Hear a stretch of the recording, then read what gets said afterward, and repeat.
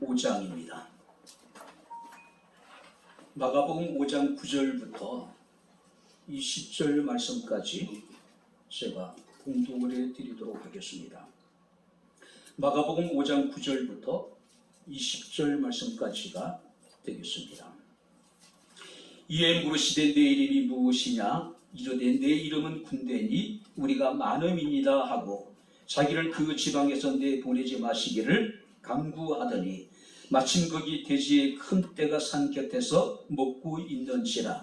이에 간구하여 이르되 우리를 돼지에게로 보내어 들어가게 하소서 하니 허락하신데 들어온 귀신들이 나와서 돼지에게로 들어가매 그의 2,000마리 되는 떼가 바다를 향하여 비탈로 내리달아 바다에서 몰사하거늘 시던 자들이 도망하여 읍내와 여러 마을에 말하니 사람들이 어떻게 되었는지를 보러 와서 예수께 이르러 그 귀신 들렸던 자 곧 군대에 귀신 집혔던 자가 옷을 입고 정신이 온전하여 앉은 것을 보고 두려워하더라.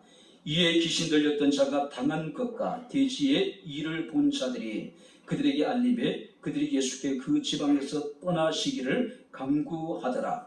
예수께서 배에 오르실 때에 귀신 들렸던 사람이 함께 있기를 간구하였으나 허락하지 아니하시고 그에게 이르시되 집으로 돌아가 주께서 내게 어떻게 큰 일을 행하사 너를 불쌍히 여기신 것을 내 가족에게 알리라 하시니 그가 가서 예수께서 자기에게 어떻게 큰 일을 행하셨는지를 대가 볼 뒤에 전파하니 모든 사람이 놀랍게 여기더라. 아멘. 오늘도 주의 사랑하는 성도들이 마음을 보고 뜻을 보고 정성을 모아 영과 진리로 하나님을 예배하게 하시고 이 시간 종을 통해서 선포되는 주의 말씀을 청종할진대 말씀이 우리에게 큰 힘이 되게 하옵소서. 위로가 되게 하여 주시옵시고 말씀을 깨달아 우리가 그 말씀을 기뻐하며 출구할 수 있는 아름다운 귀한 시간 되게 하옵소서. 예수님 이름으로 기도하옵나이다. 아멘. 할렐루야.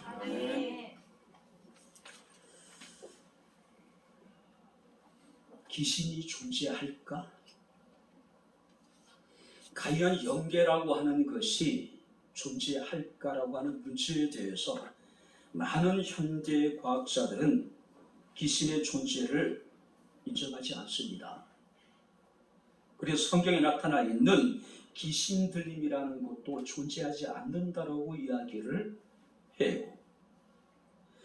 그래서 현대 심리학에서는 귀신 자체를 부정하기 때문에 신들림과 같은 그런 현상들에 대해서 일종의 정신질환이라고 그들은 이야기를 합니다. 그래서 그들은 어떤 심리적인 어떤 이제 요법을 통해서 그 질병을 치료할 수 있다라고 그들은 주장을 합니다.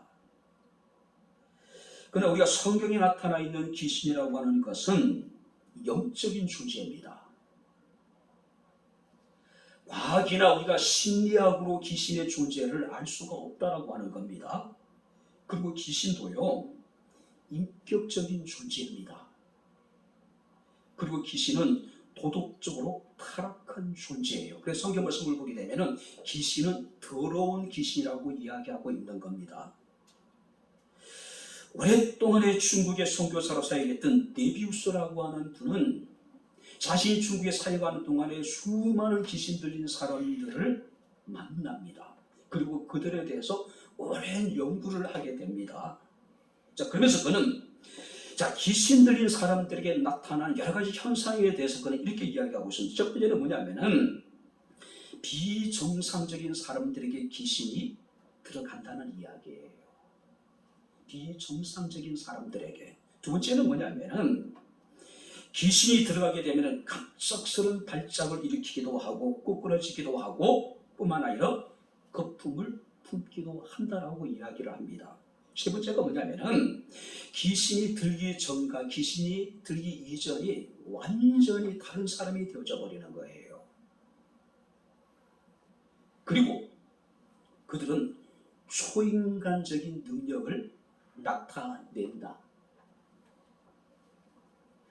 귀신 들림과 정신질환의 차이에서 비슷한 점이 분명히 있지만요, 확실한 것은 귀신이 들게 되면은 귀신이 들기 이전과 귀신이 든 이후가 완전히 다른 사람이 되는 거예요. 또 중요한 것은 초자연적인 능력을 가지게 된다는 거예요.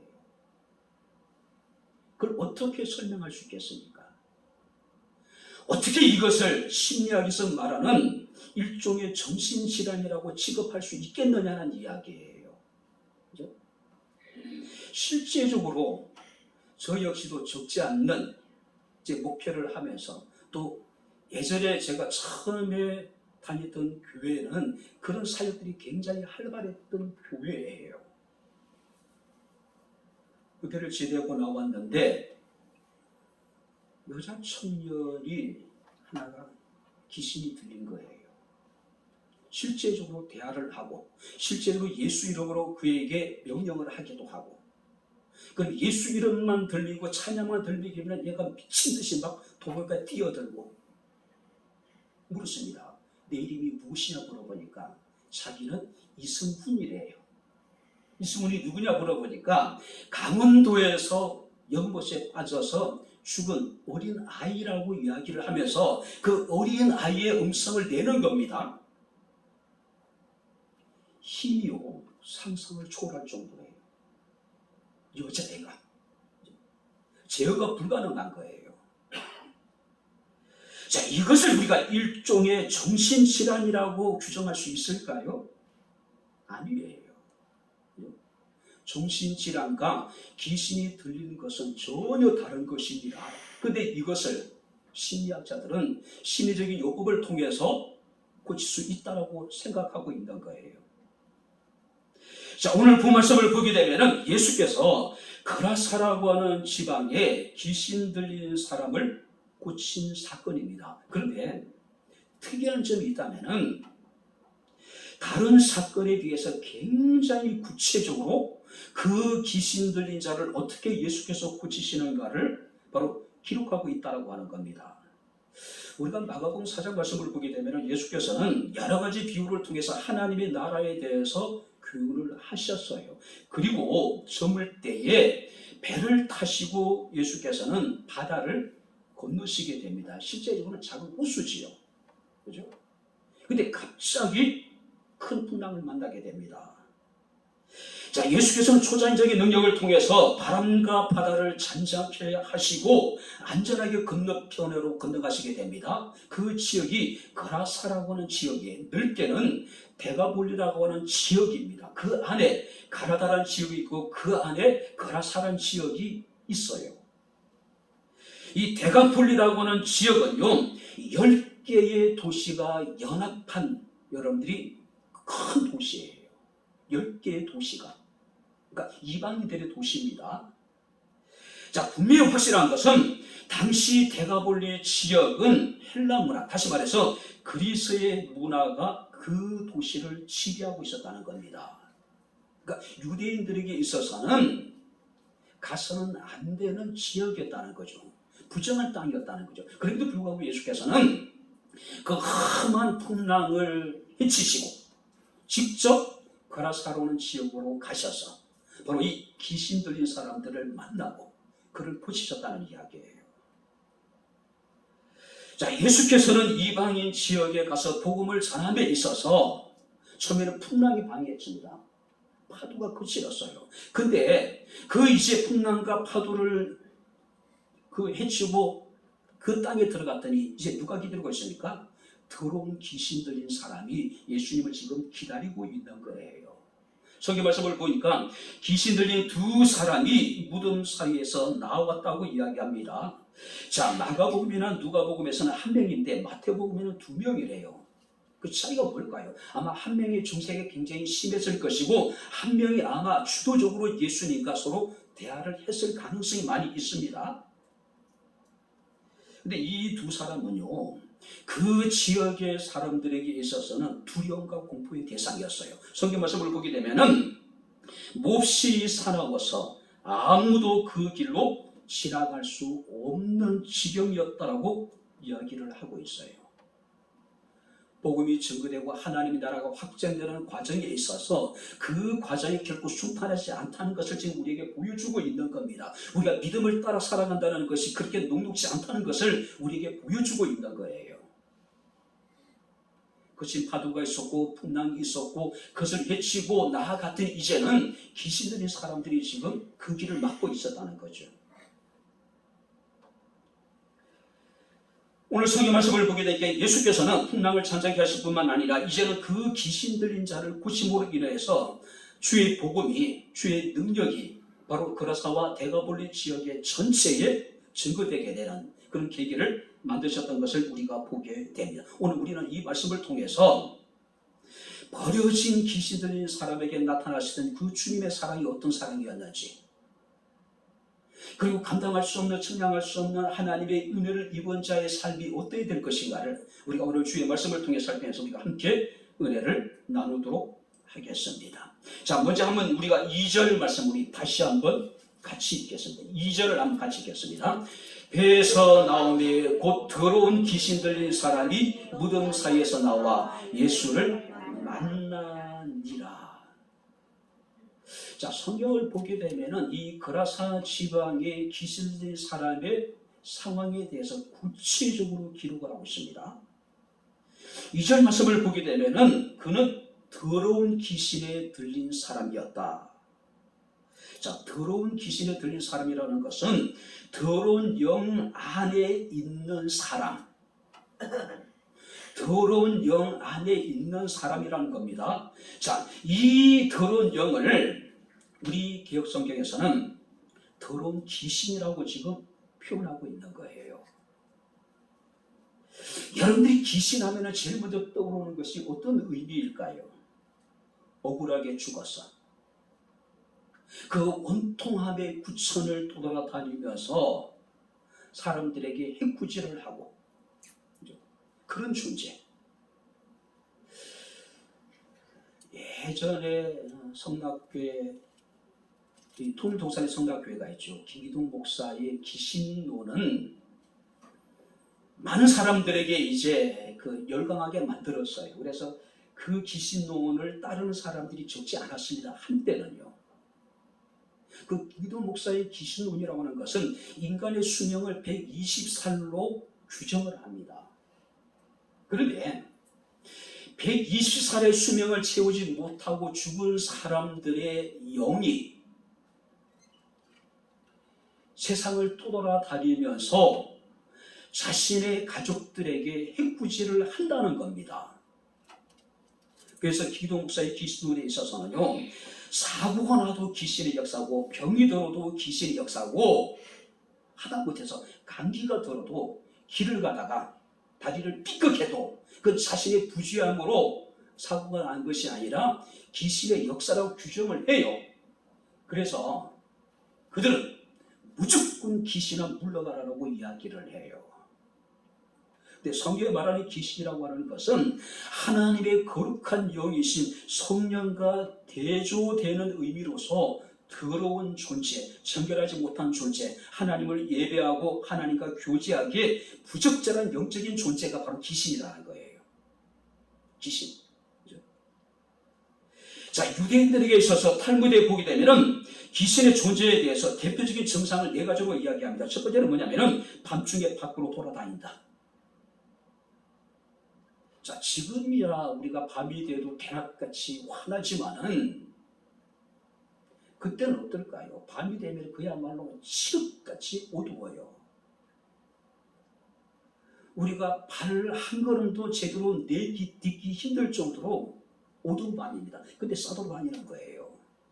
이게 귀신 들게 되면 나타나는 증상이라는 겁니다. 두 번째는 뭐냐면은 그들은 대부분 무덤에 산다는 거죠. 세 번째가 뭐냐면은 그들은 옷을 입지 않는다는 겁니다. 네 번째가 뭐냐면은 그들은 굉장히 파괴적이라는 거예요.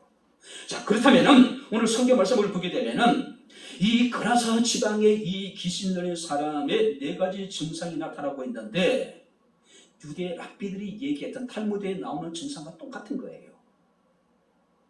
중국의 선교사였던 네비우스가 오랫동안의 귀신을 연구한 결과 귀신의 증상과 똑같은 거예요. 한번 성경을 보겠습니다.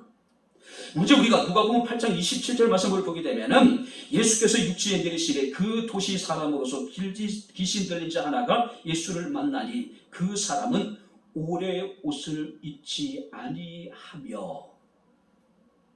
누가복음 8장에 보게 되면은 그 사람 귀신이 들었는데 오래 전부터 옷을 입지 않았다. 그러니까 그들은 벌거벗음에도 불구하고 전혀 수침을 느끼지 못한다는 거예요. 아마 그에게 귀신이 들어가고 난 그때부터 아마 그 사람은 옷을 입지 않았던 것 같습니다. 이것은 하나님을 떠난 인간의 비참한 모습을 보여주고 있는 거예요. 자신의 부끄러움으로 느끼지 못하는 겁니다. 자신의 치부를 그들은 깨닫지 못하는 거예요. 두 번째는 뭐냐면 우리가 오늘 본 3절을 말씀하니까 무덤 사이에 거처했다. 자, 여기서 무덤이라고 하는 것은 우리의 무덤은 여러분들이 어떤 겁니까? 땅을 파가지고, 그죠? 우리가 시신을 땅 아래다 묻고 봉을 만들잖아요. 근데 유대인들에게서는 무덤이라고 하는 것은 흙무덤이 아니라 돌을 판 동굴입니다. 동굴이에요. 물론 부자들은요, 자신의 집안의 어떤 이제 나름대로 그 집안의 묘를 만들어서 거기다가 이제 안치하기도 하지만은 가난한 사람들 같은 경우는요, 굴을 넓게 파가지고 여러분들이 자신의 가족들을 이렇게 안치를 해요. 마치 제가 지난번에 이제 터키 갔을 때 굴에 들어가 보니까 입구도 넓어요. 들어가니까 그야말로 우리나라 방처럼 여기저기 여러분들이 방이 있는 거예요. 거기다 시신을 안치하는 거예요. 그러니까 누구나 쉽게 들어갔다 나올 수 있는 그런 공간이었단 말이에요. 자, 그렇다면은 그는 집에 거처하지 못하고 무덤 사이에 거처했다는 이야기는 어떤 의미일까요? 그런 굴에 들어가가지고 생활을 했다는 이야기입니다. 한마디로 죽은 자들과 함께 생활했다는 것은 이미 그가 죽은 자처럼 취급이 되어졌다는 이야기예요. 무덤에 거처했다는 이야기는 그는 율법에 따르면 완전히 부정한 자로 사람들에게 인식이 되어져 있었다는 거예요. 근데 그를 그렇게 부정하게 만들고 비참하게 만든 것이 누굽니까? 더러운 귀신이었다는 거예요. 뿐만 아니라 아무도 제어할 수 없는 강한 힘을 가지고 있었다. 우리가 성경 3절 4절 말씀을 보게 되면은 이제 그는 아무도 그를 쇠사슬로 맬 수 없게 되었으니 이는 여러 번 고랑과 쇠사슬에 매었어도 쇠사슬을 끊고 고랑을 깨트렸음이로라. 그리하여 아무도 그를 제어할 힘이 없다. 옷을 입지 않고 미친 듯이 돌아다니면서 괴성을 지르고 사람들은 그를 묶어두기를 원했지만은 무엇으로도 묶든지 그것을 다 깨뜨리고 그것을 다 끊어버렸다는 이야기예요. 그래서 성경 말씀 보니까 아무도 그를 제어할 수 없는 상태까지 이르게 되었다는 이야기. 이것이 정신질환일까요? 아니죠. 정신질환과는 전혀 다른 거예요. 귀신이 들린 자의 지금 증상을 우리가 보게 되는 겁니다. 특별히 우리가 9절 말씀을 보게 되면은 예수께서 그 귀신 들린 자에게 이름을 물었더니 그가 뭐라고 이야기합니까? 군대라고 이야기를 해요. 왜? 그 안에 들어가 있는 귀신의 수가 엄청 많았다는 이야기예요. 자, 여기서 군대라고 하는 여러분들이 말은 원어로 보게 되면 레기온이라는 단어를 사용하는데 로마의 한 군단, 일반적으로 로마 군단은 6,000명의 부대원을 데리고 있는 큰, 그래서 어떤 분은 그렇게 표현하더라고요. 우리나라의 사단과 어떤 연대 어떤 중간, 아마 이제 여단 병력 정도가 아닌가 그렇게 주장하는 사람도 있더라고요. 분명히 확실한 것은 6,000마리의 귀신이 들어간지 우리는 알 수 없어요. 확실한 것은 많은 귀신들이 그에게 들어가 있는 상태였다는 거죠. 많은 귀신들의 괴로움을 당하고 있었다는 이야기예요. 그러다 보니까 누구도 그를 제어할 수가 없었다고 이야기합니다. 한마디로 그는 모든 사람들에게서 두려움과 공포의 대상이 되어져 버린 거예요. 뿐만 아니라 그는 우리가 5절 말씀을 보게 되면은 밤낮 늘 소리를 지르고 자기 몸을 해왔다. 시도 때도 없이 밤낮으로 괴성을 지렀다는 이야기예요. 자, 여기서 소리를 지렀다는 것은 어떤 의미일까요? 괴로움의 표현이에요. 괴로움의 표현이. 그죠? 사람은 자신의 몸이 정말로 괴로울 때 어떻습니까? 자신도 모르는 사이에 괴성이 나올 수밖에 없는 거죠. 정말로 내 몸에 정말 도저히 감당할 수 없는 고통이 닥치게 되면 어떻습니까? 자신의 의지와 관계없이 사람들은 소리를 지를 수밖에 없는 거예요. 그죠? 뿐만 아니라 사람들이 언제 소리를 지르게 됩니까? 자신이 아닌 다른 존재가 자신의 몸에 들어와서 자신의 의지와 관계없이 어떤 일을 하게 될 때 사람들은 괴로움과 고통 속에서 소리를 지를 수밖에 없는 거예요. 뿐만 아니라 그 괴로움과 고통이 어떻게 여러분들이 표출됩니까?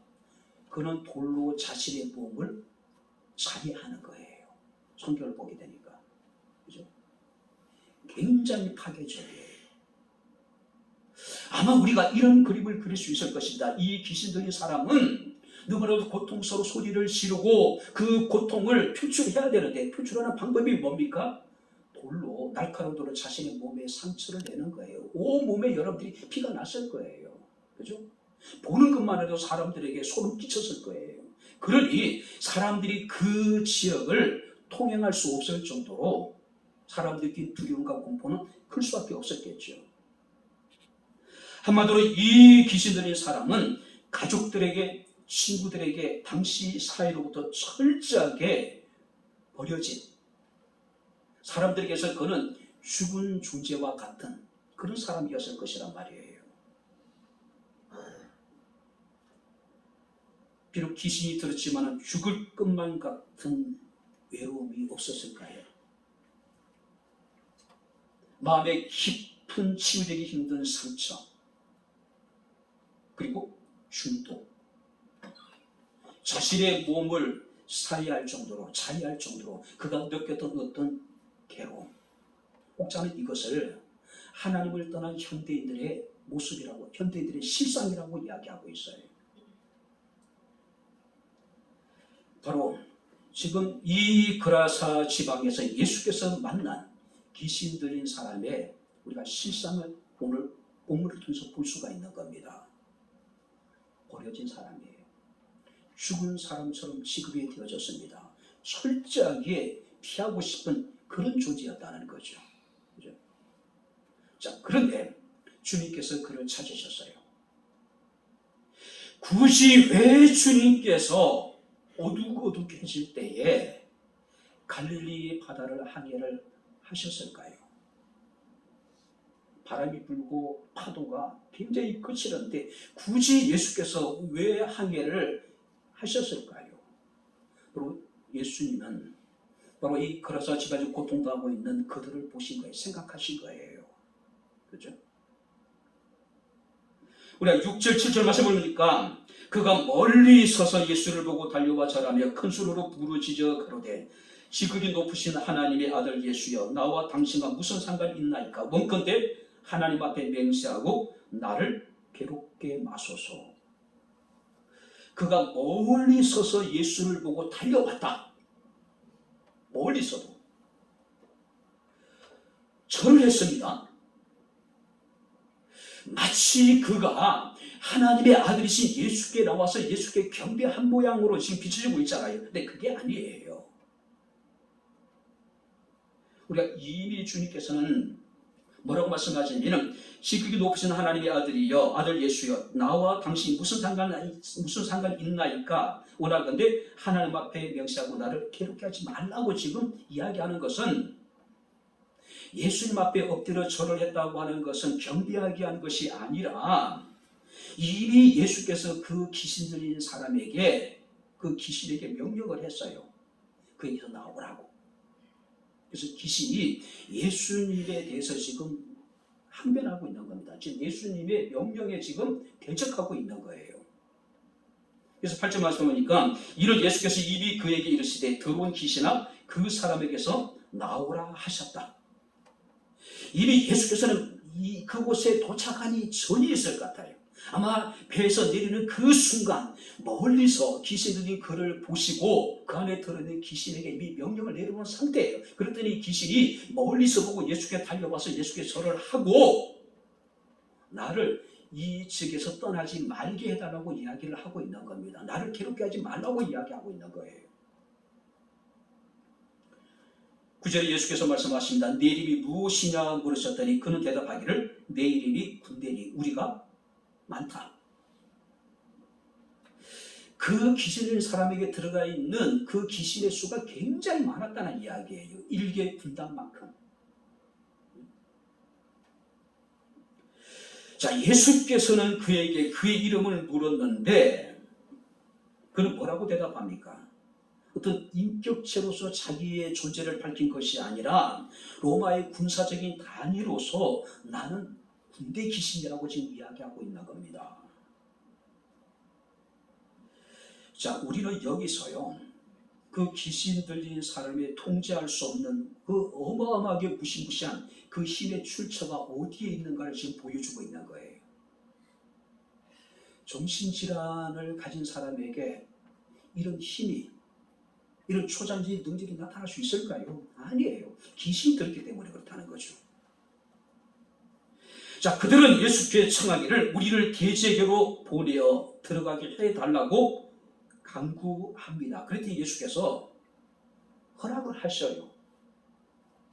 그랬더니 그 귀신들이 나와서 그 주변에 있는 돼지떼 한 2,000마리 정도 된다고 이야기합니다. 그 2,000마리 돼지떼 속으로 들어갔더니 돼지들이 갑자기 미쳐서 비탈길을 향해서 손살같이 내달리는 겁니다. 그리고 바다에 뛰어들어 버렸어요.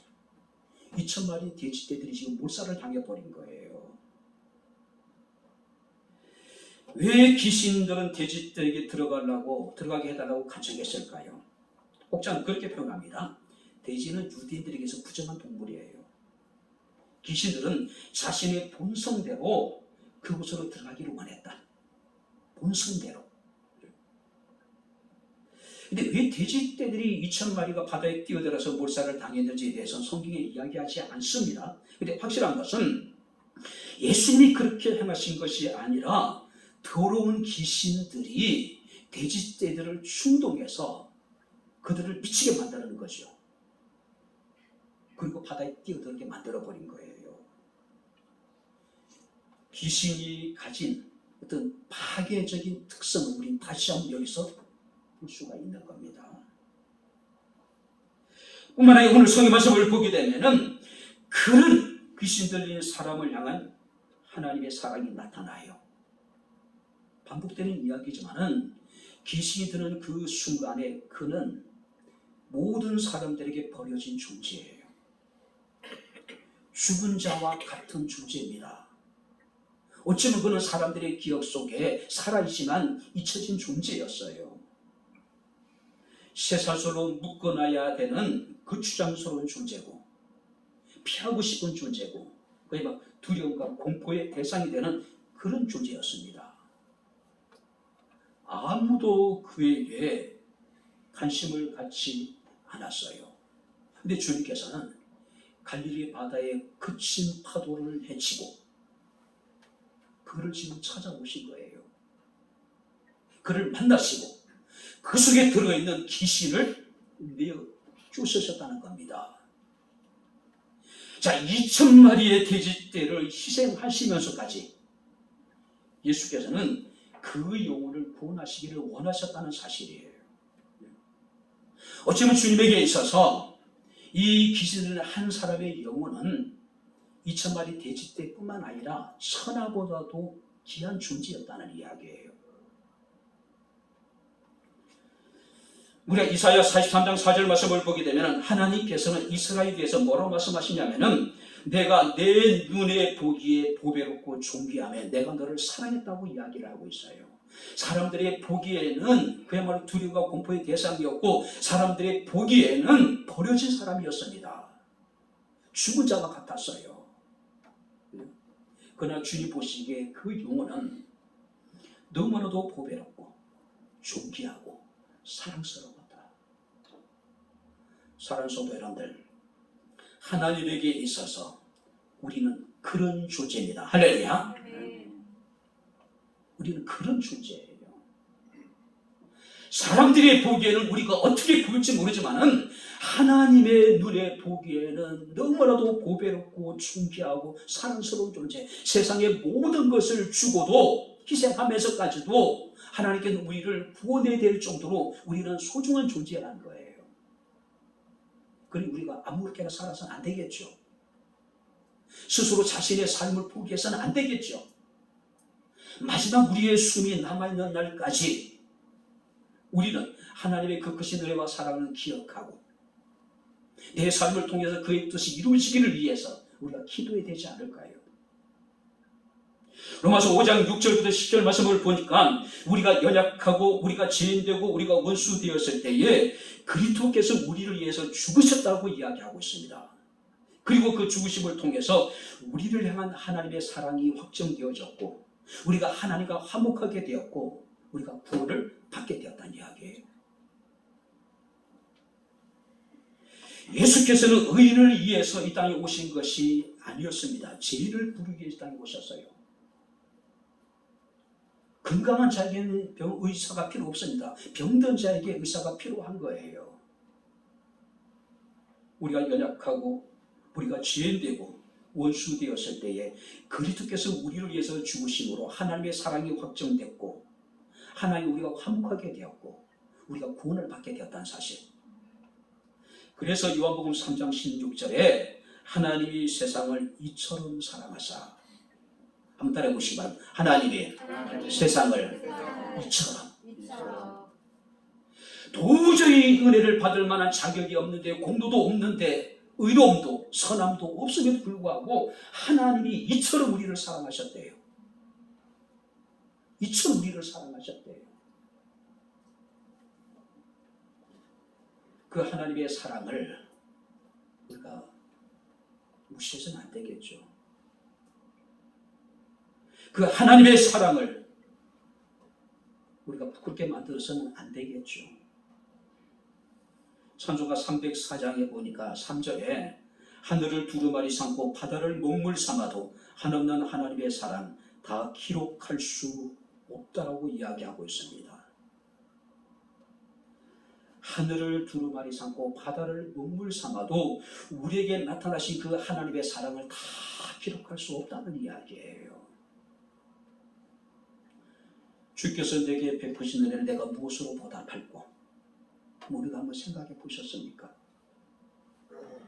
아니, 하나님의 내게 베푸신 그 사랑과 그 은혜에 대해서 우리가 인식하지 못하고 감사하지 못하는데 하나님 은혜를 우리가 어떻게 보답할 수 있을까요? 그런 생각까지 우리가 어떻게 미칠 수 있을까요? 칼빈은 기독교 5대 교리를 이야기를 합니다. 인간의 전적인 타락, 장로교의 핵심이라고 이야기를 하죠. 전적인 타락. 그런 전적인 타락한 사람들에 대해서 하나님께서는 무조건적인 선택을 하셨어요. 그리고 하나님께서는 우리의 죄를 사하시고, 그리고 우리에게 하나님께서는 저항할 수 없는 은혜를 베풀어 주시고, 어떤 시련과 고난과 역경과 환난과 질병이 있더라도 그것을 견뎌낼 수 있는 힘을 주시고, 그걸 우리가 성도의 견인이라고 이야기를 합니다. 하나님 결국 우리를 포기하시는 분이 아니라는 이야기예요. 자, 이 귀신 들린 사람에게 나타났던 그 하나님의 은혜는 어떤 은혜일까요? 불가항력적인 은혜. 할렐루야. 저항할 수 없는 거예요. 그가 이런 은혜를 받을 만한 자격이 있었던 것도 아닙니다. 의로움이나 선함이 있었던 것도 아니에요. 그냥 주님께서 그를 선택하신 거예요. 그를 찾아오신 겁니다. 그리고 저항할 수 없는 은혜를 베풀어 주셔서 그를, 귀신에 매여있던 그를 자유케 하신 거예요. 우리는 전적으로 타락한 존재입니다. 인정을 하셔야 돼요. 그럼에도 불구하고 하나님께서 우리를 선택해 주시고 우리의 죄를 사해 주실 뿐만 아니라 우리가 저항할 수 없는 은혜를 베푸셔서 우리를 하나님의 자녀 삼아 주시고 우리를 구원해 주신 거예요. 그리고 믿음으로 이 땅에 살아가는 동안에 많은 환난을 당하고 고난을 당하지만은 그것을 능히 이길 수 있는 힘도 주시겠다는 이야기예요. 그것은 하나님의 은혜와 사랑에 대한 감격과 기쁨으로 하나님을 섬기고 교회를 섬기고 주의 맡긴 사명을 감당할 수 있는 저와 여러분들의 삶이 될 수 있기를 주님 이름으로 축원합니다. 자, 그래서 마지막으로 오면 우리는 이런 은혜를 받았다면은 우리 어떻게 살아야 될까요? 우리가 19절 말씀을 보시기 바랍니다. 같이 읽겠습니다. 그에게 이르시되 집으로 돌아가 주께서 내게 어떻게 큰 일을 행하사 너를 불쌍히 여기신 것을 내 가족에게 알리라. 내 가족에게 알리라. 예수님의 사역의 여러분 초기에 보게 되면은 예수께서는 병자를 고치실 때마다 뭐라고 당부하시냐면은 내가 행한 일을 알지 말라. 내가 행한 일들을 사람들에게 알지 말라고 얘기해요. 마치 예수님이 노량회전에서 저게 총탈을 맞아서 돌아가시면서 상황이 위중하니 나의 죽음을 알지 말라고 이야기를 하잖아요. 일본 사람들이 알지 말라는 이야기가 아니라 지금 자신을 믿고 따르고 있는 조선의 수군들에게 그 비보를 전하지 말라는 이야기겠죠. 어느 바보 같은 사람이 우리 이수장이 죽었다고 일본 사람들이 얘기하겠어요. 그죠? 자, 그런데 예수께서는 내가 네게 어떻게 큰 일을 행하사 너를 불쌍히 여기신 것을 내 가족에게 한번 따라해보시기 바랍니다. 알리라. 우리가 18절부터 20절 말씀을 보게 되면 귀신 있는 사람이 귀신이 나가자 온전해졌어요. 자기 옷을 입고 있어요. 그리고 무덤 사이를 뛰어다니면서 개성을 지르던 그가 지금 얌전하게 앉아 있는 거예요. 자, 그래서 그가 이제 예수께 내가 주님을 따르기를 원합니다. 내가 주님과 함께 하기를 원합니다. 하니까 예수께서 거부하셔요. 그죠? 자, 그런데 여기서 우리가 이 사건을 통해서 두 가지의 상반된 반응이 나타납니다. 첫 번째는 뭐냐면은 대가볼리 지역에 많은 사람들의 반응이에요. 자, 대지를 치는 사람들에게 그들은 급한 소식을 들어요. 귀신 들린 사람이 온전해졌다. 그리고 지금 그곳에서 심각한 문제가 발생했다. 그러니까 사람들이 급히 달려간 거예요. 도대체 지금 대지대에게서 무슨 일이 벌어졌는지 확인을 하고 싶은 거예요. 그랬더니 그들이 달려가서 본 상황은 어땠을까요?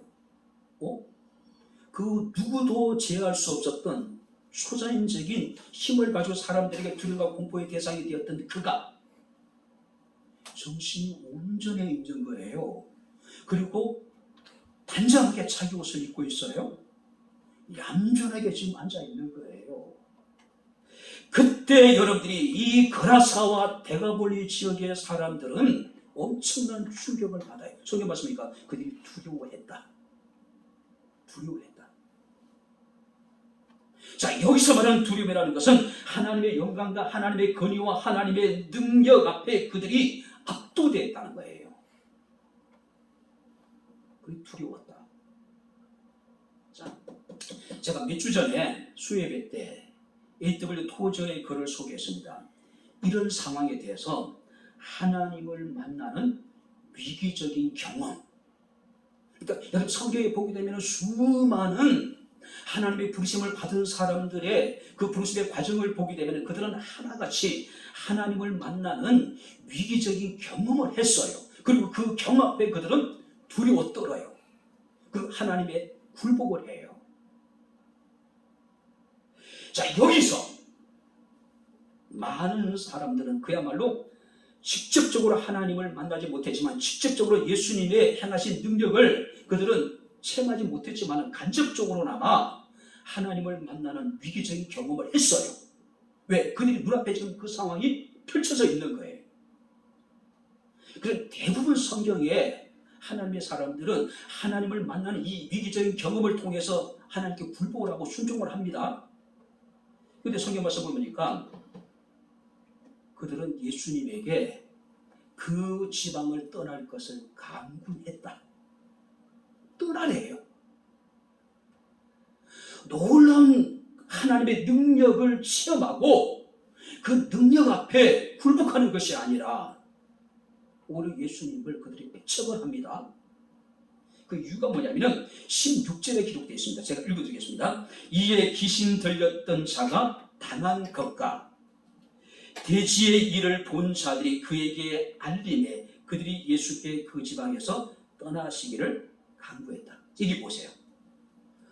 귀신 들린 자가 정신이 온전해지고 옷을 입고 얌전히 앉아 있는 것까지는 좋은데 문제는 뭘까요? 대지의 일 뭘까요? 자신들의 2,000마리의 돼지떼가 바다에 뛰어들어서 죽었다는 이야기를 듣고 마음이 갑자기 변한 거예요. 예수님, 제발 좀 우리 동네에서 좀 나가주세요.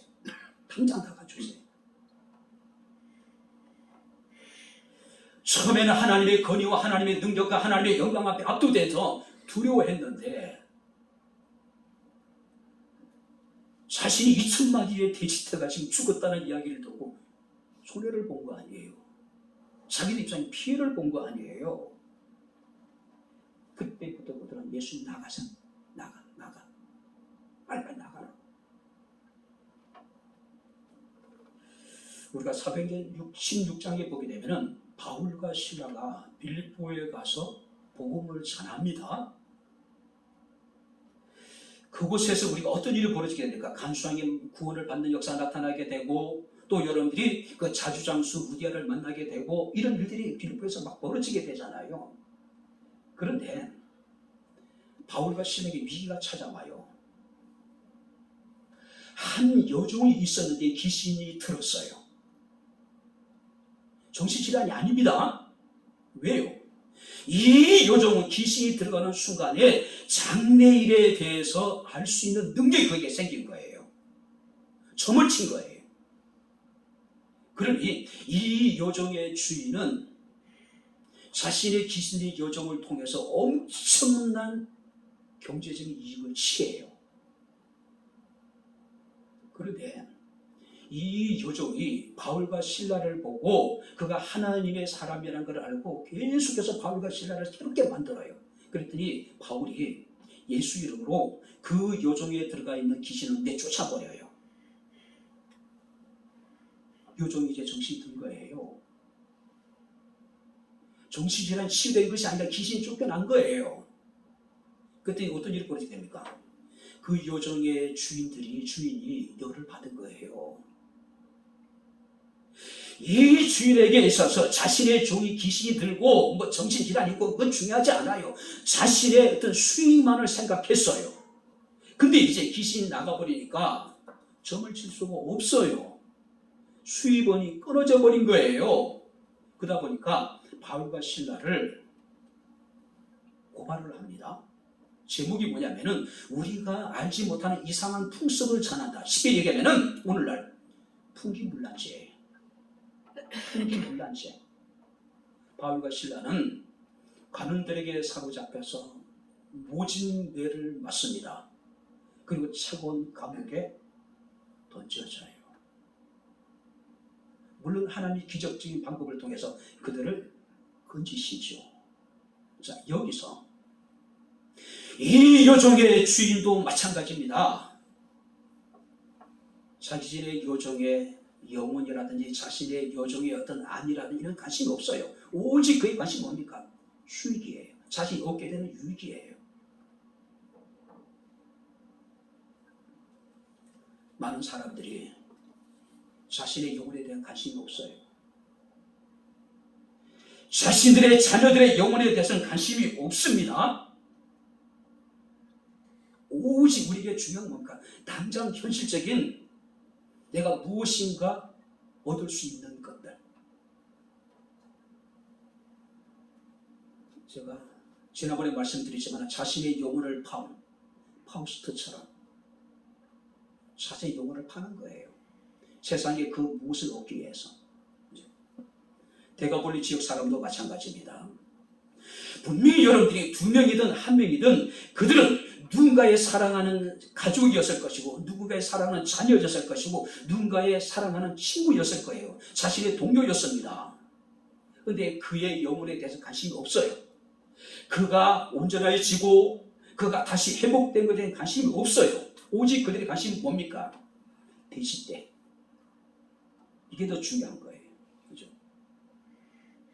만약에 이런 일이 이번이 한 번으로 끝나는 것이 아니라 또 다른 귀신 들리는 사람을 고치기 위해서 예수께서는 또 2,000마리 돼지떼를 몰살시키면은 대가볼리 지역에 엄청난 경제적인 타격을 입게 되겠죠. 개인적으로 엄청난 손해를 보게 되겠죠.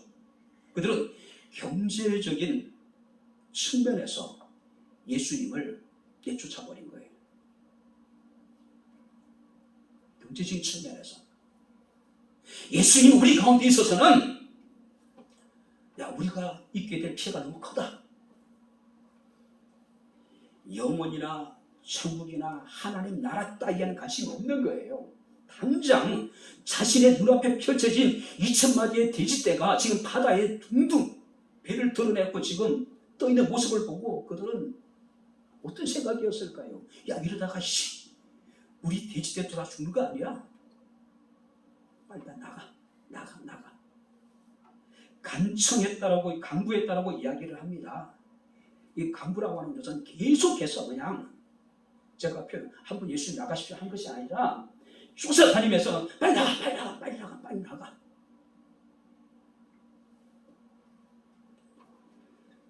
반면에 오늘 귀신 들렸던 그 사람은 예수님과 함께 있기를 원했습니다. 함께 있기를 원했어요. 그런데 주님께서는 그의 청을 허락하지 않습니다. 박윤선 박사라고 하는 분의 공관복음 추석에 보게 되면 왜 예수께서 그 사람의 청을 거절하셨을까? 우리나라 최고의 신학자였죠. 총신 교수를 하시고 나중에는 교단이 분열될 때 수원에 있는 합동신학대학원, 그야말로 그들에게 있어서는 그 레전드, 전설 같은 신학자예요. 대단한 분입니다. 저도 그분을 존경하고요. 자, 그런 얘기를 합니다. 예수님의 행적이 아직 많이 나타나지 않는 가나다, 대가볼리 지방 같은 데서는 주님에 대한 소문을 전할 사람이 필요했다. 그 귀신 나간 사람은 다른 지방으로 주님과 동행함보다는 자신의 지방에 돌아가서 전도하는 것이 훨씬 더 필요했고 효과적이다. 예수께서는 그를 남겨두신 거예요. 내가 네게 행한 큰 일을 내 가족에게 알리라. 너 이웃에게 알리라. 네가 살고 있는 대가볼리 전역에 가서 알리라고 주님께서는 그를 남겨두신 겁니다. 자신을 따르겠다는 사람에게 주님께서 새로운 사명을 맡기셨습니다. 집에 돌아가라. 내가 내게 어떻게 큰 일을 행했는지, 내가 너를 어떻게 불쌍히 여겼는지를 내 가족에게 알게 하라. 내 주변의 사람들에게 알게 하라고 이야기합니다. 오늘 성경 말씀을 보게 되면은 그는 즉시 주님의 말씀에 순종합니다. 자, 20절 말씀 우리 다시 한번 같이 읽겠습니다. 그가 가서 예수께서 자기에게 어떻게 큰일 행하셨는지를 대가볼리에 전파하니 모든 사람이 놀랍게 여기더라. 이게 뭐죠? 예수께서는 가족들에게 알리거라 얘기했는데 그는 자신의 그라사 지방에 그리고 대가볼리 지역에 예수께서 자신에게 행하셨던 큰 일, 예수께서 자신을 불쌍히 여기셔서 은혜를 베풀었던 그 일을 전한 겁니다. 그 결과 뭡니까? 모든 사람들이 놀랍게 여기더라. 자, 여기서 선포했다는 이야기는, 전파했다는 얘기는요, 큰 소리로. 저 충분히 그 사람의 심정이 이해가 돼요. 그런 사람들이 버려졌습니다. 죽은 사람처럼 지급이 되었어요. 사람들에게 있어서 두려움과 공포의 대상이었어요. 얼마나 여러분들이 외로웠겠어요. 얼마나 고통스러웠을까요? 그런데 예수께서 그를 찾아오셨어요. 귀신을 내쫓아 주셨습니다. 그 온전해졌어요. 파괴되었던 끊어졌던 모든 관계가 다시 회복되어졌습니다. 그거는 벅찬 감격과 기쁨으로 예수께서 자신에게 행하셨던 그 일들을 사람들에게 외친 거예요. 외친 거예요. 고등학교 얘기할 때 처음 교회를 다녔습니다. 부활절 아침에. 그리고 7월달에 수련회를 갔어요. 광탄에 있는 천국기도원이라고 하는 조그마한 기도원. 거기서 교회 다니지 3개월 만에 그야말로 은혜를 체험했습니다. 성령 세례를 받아요. 콧물, 눈물, 몇 시간이 가는 줄 모르고 새벽까지 부르시며 기도했던 기억이 납니다. 그리고 집에 돌아왔어요. 학교에 가도 동네 친구들에게 내가 성령 세례를 받았다. 야, 성령 세례가 뭔지는 알아? 몰라요. 그러나 제 마음속에 있는 벅찬 감격과 이 기쁨은 제어할 수가 없어요. 교회 안 다니는 친구들도 야, 상도가 성령 세례를 받았대. 학교 가서 친구들에게 내가 성령 세례를 받았대. 야, 담임 선생님조차도 너 성령 세례 받았다며. 교회도 안 다니고 성령 세례를 받았대. 교회에서 내가 성령 세례를 받았다 그러니까 저가 성령 세례는 뭔지 모르지만 설명해달래요. 기도하는데 혀가 꼬부라지더라. 내가 알지 못하는 목소리가 나오고 내 눈물과 콧물이 그저 나오더라. 내 지난날에 더러웠던 행적들이 슬라이드 비슷이 막 지나가더라. 아마 저 때문에 성령 세례라는 이야기를 처음 들은 친구들이 참 많이 있을 거예요. 바로 이 귀신 들린 사람이 그런 느낌이 아니었을까요? 말로 표현할 수 없는 벅찬 감격, 기쁨으로 예수께서 자신의 행했던 그 일을 지금 전하고 있는 겁니다. 시편 51편 12절에 다윗은 하나님께 기도합니다. 구원의 즐거움을 내게 회복시켜 주셔서 구원의 벅찬 감격을 우리가 회복해야 된다는 거죠. 할렐루야. 제 말씀을 마칩니다.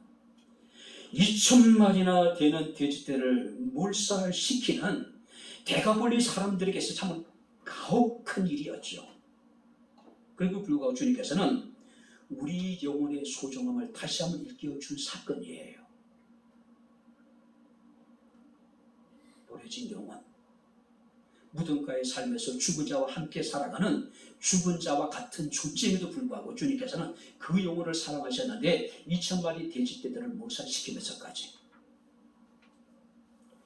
어쩌면 우리 주님은 우리 영혼이 잘 될 수만 있다면은 어떤 희생도 아끼지 않으실 분입니다. 그래서 그분은 당신의 독생자신 예수 그리스도까지 십자가에 못 박아 죽게 하심으로 우리 영혼을 구원하신 거예요. 그 구원을 받았습니다. 구원에 대한 감격이 있습니까? 기쁨이 있습니까? 벅차오르는 그런 감격을 가지고 우리가 정말로 살아가고 있느냐는 이야기죠. 감당할 수 없는, 측량할 수 없는 은혜라고 이야기할 수가 있을 것입니다. 주님께서 오늘 우리에게 말씀하십니다. 내게 어떻게 행하였는지 알리라. 내게 나타나시던 그 하나님 은혜와 그 사랑, 주님께서 내게 행하셨던 그 큰 일들을 우리의 삶을 통해서 많은 사람들에게 증거할 수 있는 바로 저와 여러분들의 삶이 될 수 있기를 주님 이름으로 축원합니다. 기도하겠습니다. 하나님 아버지, 하나님의 은혜와 사랑을 진심으로 감사합니다. 감당할 수 없는, 승량할 수 없는 은혜를 받고 하나님께서 우리에게 행하신 그 크신 일들을 우리가 경험했으니 우리의 평생의 삶 가운데 우리에게 행하신 그 크신 놀라운 일들을 우리 가운데 나타난 하나님의 은혜와 그 사랑을 많은 사람들에게 증거할 수 있는 저희들의 삶이 되게 하옵소서. 예수님 이름으로 기도하옵나이다. 아멘. 이제는 우리 주 예수 그리스도의 은혜와 하나님의 크신 사랑과 성령님의 교통교전의 제 충만 역사 인도하심이 하나님이 행하신 아름다운 선한 일들을 내게 베푸신 그 크신 하나님의 사랑과 은혜를 많은 사람들에게 증거함으로 이 땅에 주의 날을 이루며 하나님의 영광을 나타내기를 원하는 주의 사랑하는 모든 성도들 머리머리 위에 저들의 가정과 직장과 사업장과 이 교회와 이 나라 이 민족 위에 지금부터 영원토록 함께 있을지어다. 아멘.